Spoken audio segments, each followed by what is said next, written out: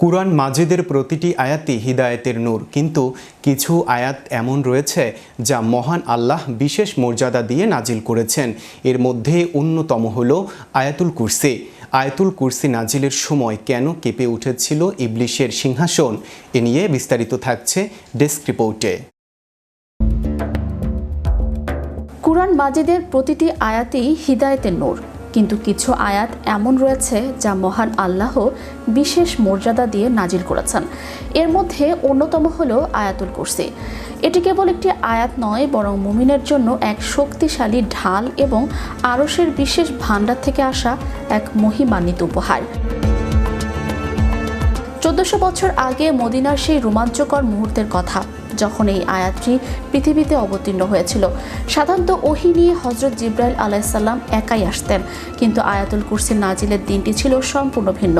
তাফসিরের কিতাবগুলোতে বর্ণিত আছে, যখন এই আয়াতটি নাজিল হয় তখন জিবরাইল আলাইহিসসালামের সাথে 70,000 ফেরেশতার এক বিশাল বাহিনী পৃথিবীতে অবতরণ করেন।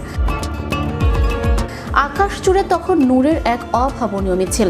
ফেরেশতাদের সমবেত তাসবিহ আর ডানা ঝাপটানোর শব্দে আসমান জমিন মুখরিত হয়ে উঠেছিল। আরশে আজিম থেকে এই রাজকীয় আগমনে মদিনার আকাশ এক অপার্থিব নূরে আলোকিত হয়ে যায়। আয়াতুল কুরসি যখন পৃথিবীতে স্পর্শ করলো, তখন এক অলৌকিক কম্পন অনুভূত হলো। এটি কোনো সাধারণ ভূমিকম্প ছিল না, বরং ছিল আল্লাহর একত্ববাদের বজ্র ঘোষণা।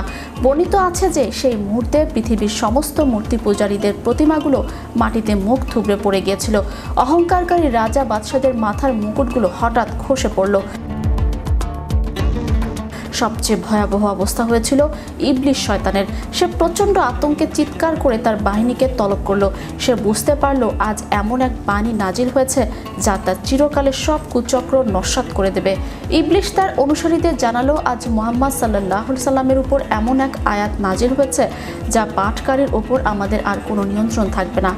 ওহী নাজিলের সেই ভারী অবস্থা কাটিয়ে নবীজি সাল্লাল্লাহু আলাইহি সাল্লাম অত্যন্ত ব্যতিব্যস্ত হয়ে ওহী লেখক হযরত যায়েদ বিন সাবিত রাদিয়াল্লাহু তাআলা আনহুকে ডাকলেন। তিনি বললেন, হে যায়েদ, দ্রুত কলম ও দোয়াত নিয়ে এসো এবং এই আয়াতটি লিখে নাও। নবীজি সাল্লাল্লাহু আলাইহি সাল্লাম এই আয়াতের মর্যাদা সম্পর্কে সাহাবী উবাই ইবনে কাব রাদিয়াল্লাহু তাআলা আনহুকে জিজ্ঞাসা করেছিলেন যে আল্লাহর কিতাবের সবচেয়ে শ্রেষ্ঠ আয়াত কোনটি। যখন তিনি আয়াতুল কুরসির কথা বললেন, নবীজি সাল্লাল্লাহু আলাইহি সাল্লাম অত্যন্ত খুশি হয়ে তাকে মোবারকবাদ জানিয়েছিলেন। হাদিসে এসেছে, যে ব্যক্তি রাতে ঘুমানোর আগে এটি পাঠ করবে, আল্লাহ তার জন্য একজন পাহারাদার ফেরেশতা নিযুক্ত করেন। সারা রাত শয়তান তার ধারে কাছেও ঘেঁষতে পারে না। নবীজি সাল্লাল্লাহু আলাইহি সাল্লাম বলেছেন, যে ব্যক্তি প্রতি ফরজ নামাজের পর আয়াতুল কুরসি পাঠ করবে, তার জান্নাতে প্রবেশের পথে মৃত্যু ছাড়া আর কোনো বাধা থাকবে না।